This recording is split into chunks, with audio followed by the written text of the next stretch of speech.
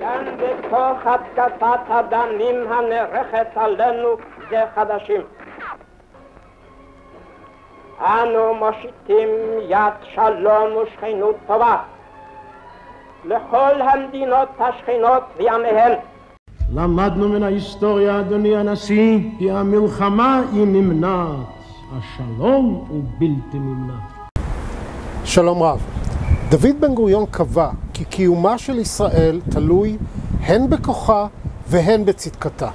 אנחנו מצויים כ3 חודשים לאחר אסון השביעי באוקטובר, במהלך מלחמה קשה שהעתיד שלה לוטה בערפל, כאשר היא מובלת על ידי ממשלה כושלת ללא שום תכלית מדינית ביטחונית אמיתית, כאשר מולה אין אופוזיציה ללא שום תוכנית מדינית ביטחונית. והדברים האלה ממשיכים את מה שראינו בשנים האחרונות, כאשר יש ממשלה שמובילה קו לעומתי, קו קיצוני, ומולה אופוזיציה רפה ללא שום אג'נדה מקורית רצינית מלבד השארת הקיים. והזמנים האלה, שהם זמנים קיומיים חשובים מאין כמותם לישראל, דורשים פריצת דרך. הם דורשים תכלית, הם דורשים מטרה אחרת ממה שאנחנו רואים. מטרה שתביא תקווה. התשובה עומדת על היסודות, גם ובעיקר במשבר הזה, שהוא מצד אחד משבר קיומי ומצד שני הזדמנות גדולה לפריצת דרך פנימית וחיצונית ולשינוי דיסקט.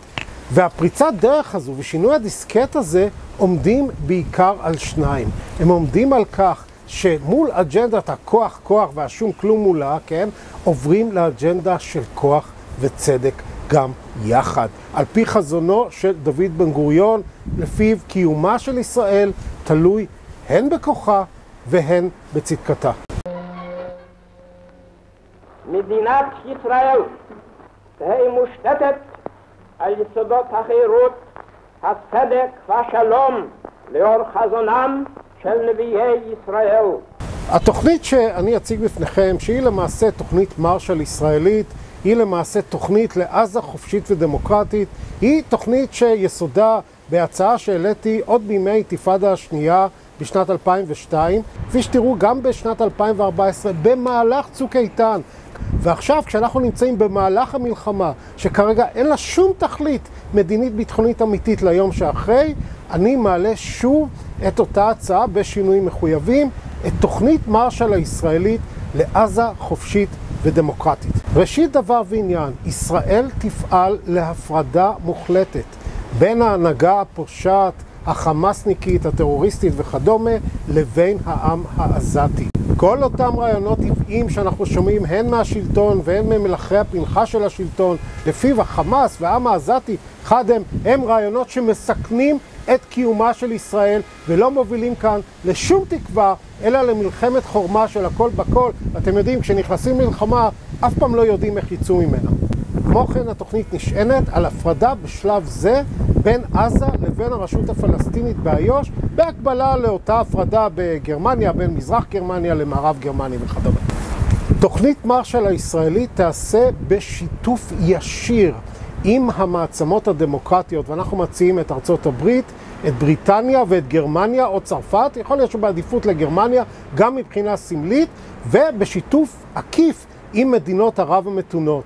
והתוכנית הזאת היא האינטרס הקיומי של ישראל, והיא האינטרס הקיומי גם של מדינות ערב המתונות וגם של העולם כולו, מפני שמהמלחמה הזאת, מלחמת החורמה הזאת, שיכולה להתפתח למלחמה אזורית וגם למלחמה מעבר לאזורית, טמון סיכון רב, וכפי שאמרתי גם, תמונה הזדמנות יוצאת מן הכלל לשינוי אמיתי, לשינוי רציני, לשינוי דיסקט, מכוח כוח תרדוף לכוח וצדק גם יחד.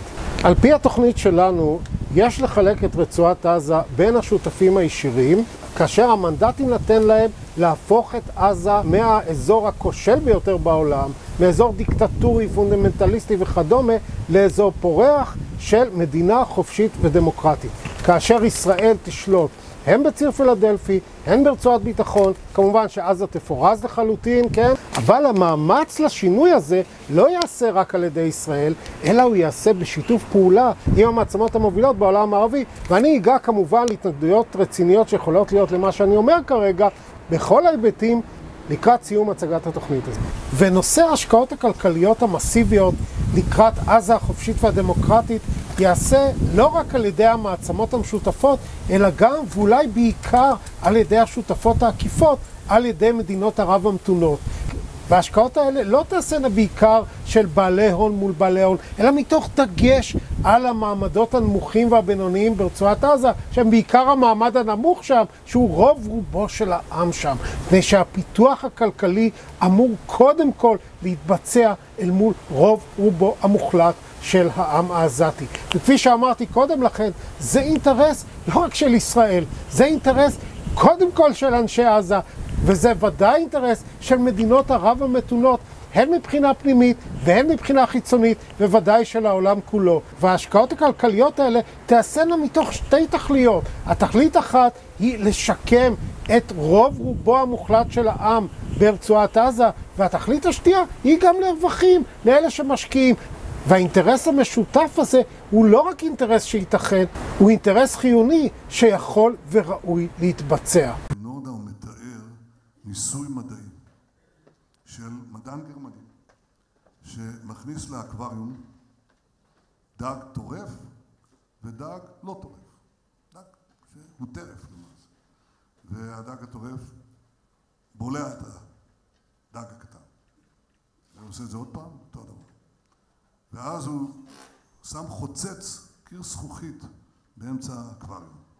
מצד אחד יש את הדג הטורף, מהצד השני, את הדג הטרף, את הטרף שלו.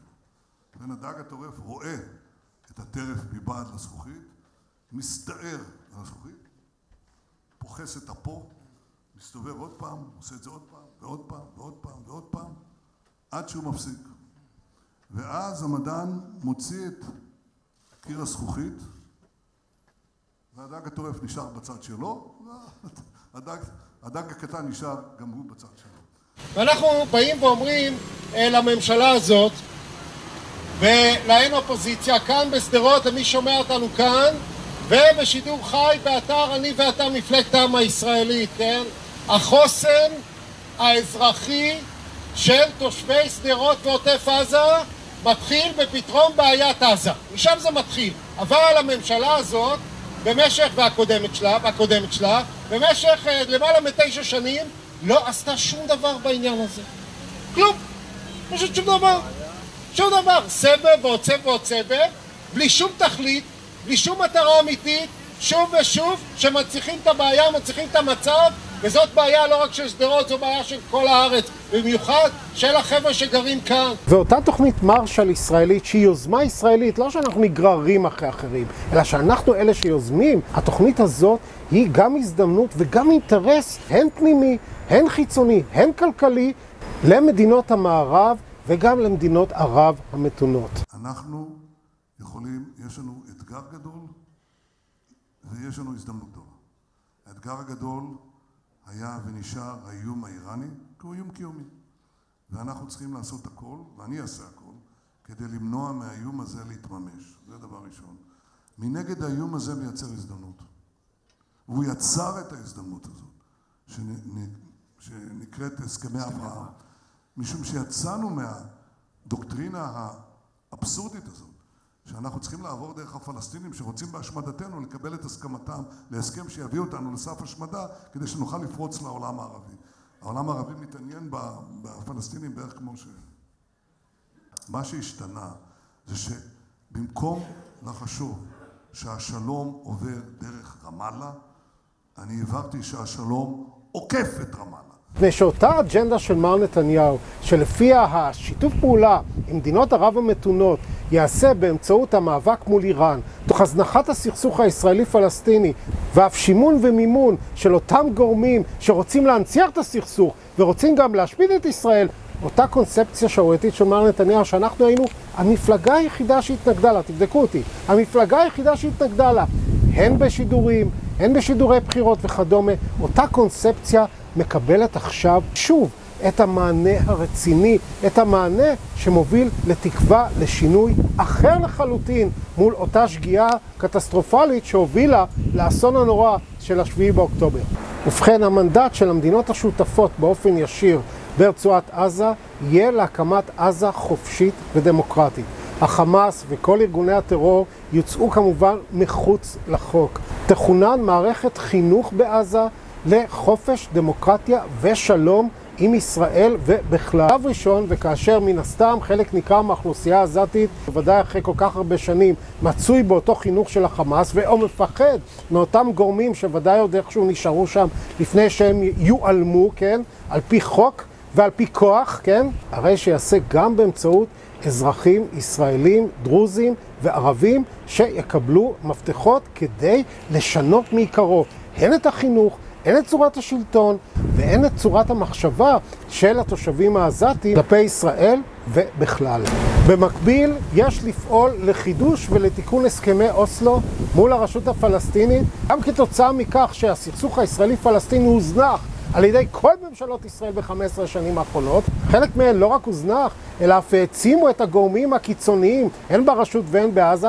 חלק מהם אמרו, טוב, בזה אנחנו לא נוגעים, כי זה יפרק לנו ממשלה וכדומה. ובכן, יעשה כעת תיקון של הסכמי אוסלו. והתיקון יעשה באמצעות כך שראשית, כל גורמי החמאס וארגוני הטרור יוצאו מחוץ לחוק במסגרת הרשות הפלסטינית. ישראל מעולם לא הסכימה במסגרת הסכמי אוסלו שהרשות הפלסטינית תהיה רשות שבה ישנם גורמי טרור שמעוניינים בהשמדתה של מדינת ישראל. ועל כן, אותה טעות של שנת 2006, שגם מולה עמדנו, כן? אותה טעות של שנת 2006, שלפיה החמאס וארגוני הטרור הפכו לחלק מהמערכת הפוליטית הפלסטינית, אותה טעות תעקר משורש. כמו כן תועלה דרישה חד משמעית שלפיה מערכת החינוך הפלסטינית תהיה מערכת חינוך שתעודד הן חופש, הן דמוקרטיה והן שלום, ולא תעודד טרור. ובד בבד כמובן יאסר על הרשות הפלסטינית לממן את המחבלים שפשעו באזרחי ישראל. אנחנו מכירים את האג'נדה שלפיה מדובר מבחינתם בלוחמי חופש. אין לוחמי חופש שתופחים באזרחים באורח מכוון. אין דבר כזה יותר. לא ברשות הפלסטינית באיו"ש ולא ברצועת עזה החופשית והדמוקרטית.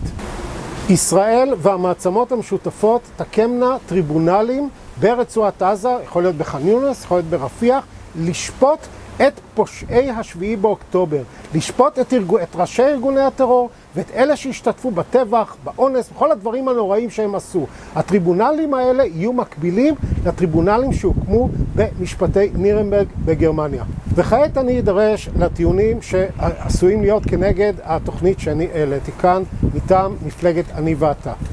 טיעון ראשון הוא שאצל המוסלמים אין דבר כזה דמוקרטיה. אצלם זה חמולות, זה לא ב-DNA שלהם וכדומה וכדומה. זה טיעון גזעני מטופש שלא מסתדר עם המציאות.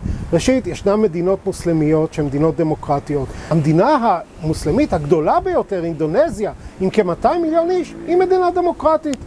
וישנן עוד מדינות דמוקרטיות. שנית, נייר הלקמוס המרכזי נגד הטיעון הזה הוא האזרחים הערבים ישראלים.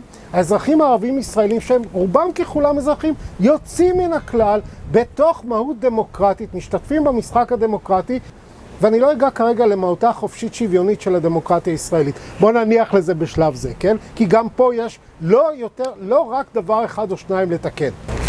טיעון שני הוא שאין שום סיבה כלכלית למעצמות להשקיע ברצועת עזה. זה לא גרמניה, זה לא יפן עם המסורות שלהם, כן, של מדינות רבות ותק ושנים, ועם יכולות העבודה שלהם וכדומה. טוב, זה טיעון שאפשר להפריך אותו די בקלות, מפני שרצועת עזה היא היום אחד האזורים הכושלים והעניים ביותר בעולם והעמוקים ביותר בעולם. ולכן כוח העבודה ברצועת עזה הוא אחד מכוחות העבודה הזולים ביותר בעולם. ומעבר לזה, יש אינטרס חד משמעי, כפי שאמרתי קודם לכן, הן פנימית, הן חיצונית, והן כלכלית, הן למדינות האזור והן למדינות העולם, לפתור את הבעיה המדממת הזאת שעלולה להתפתח ממורסה נקודתית כביכול למשהו הרבה יותר גדול שיסכן הן את האזור והן את מה שמעבר לו. הטיעון השלישי הוא שהלך הרוח הישראלי הפנימי כבר הרבה שנים ובמיוחד לאחר 7 באוקטובר הוא הלך רוח לאומני, הוא הלך רוח קיצוני שלא יאפשר את התוכנית הזאת. ובכן, ובכן אני רוצה לומר לכם שמכיוון שמול הלאומנות והקיצוניות עד היום מה שעמד לציבור זה שום כלום, כן? שום דבר לשום מקום, כן? אז ראינו את התוצאות. זה דבר ראשון. דבר שני, אני מבקש להידרש לאמרתו של בן גוריון. בן גוריון אמר, אני לא יודע מה העם רוצה, אבל אני אאבק על מה שאני סבור שראוי למען העם. ומנהיגות לא הולכת אחרי מציאות, לא נגררת אחרי מציאות, אלא משנה את המציאות. ובכן, השיקום במסגרת תוכנית מרשל הישראלית, הן של רצועת עזה והן גם לגבי מה שקורה ביהודה ושומרון, יעשה בד בבד עם מפגשים יזומים, בעיקר בין אנשי המעמדות הנמוכים והבינוניים כאן ושם, בין הרופאים, בין העובדים הסוציאליים, בין המורים, בין עורכי הדין וכדומה, לא מתוך אדנות, אלא כדי להתחיל יחסים אחרים, יחסי אמון אחרים, והדברים האלה יעשו תוך דחיפה של השלטון בישראל. בד בבד יעשו גם מגעים עם בעלי הון מכאן, בעלי הון משם וכדומה, אבל העיקר לא יהיה בעלי ההון כפי שהיה בזמנו, אלא העיקר יהיה עם מול עם.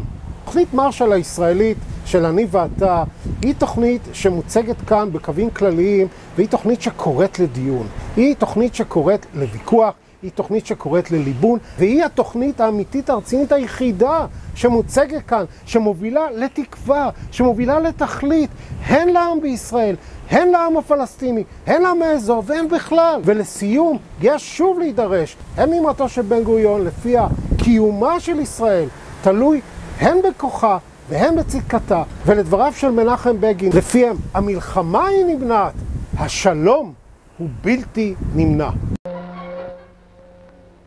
מדינת ישראל תהא מושתתת על יסודות החירות, הצדק והשלום לאור חזונם של נביאי ישראל. גם בתוך התקפת הדמים הנערכת עלינו זה חדשים, אנו מושיטים יד שלום ושכנות טובה לכל המדינות השכנות וימיהן. למדנו מן ההיסטוריה, אדוני הנשיא, כי המלחמה היא נמנעת, השלום הוא בלתי נמנע.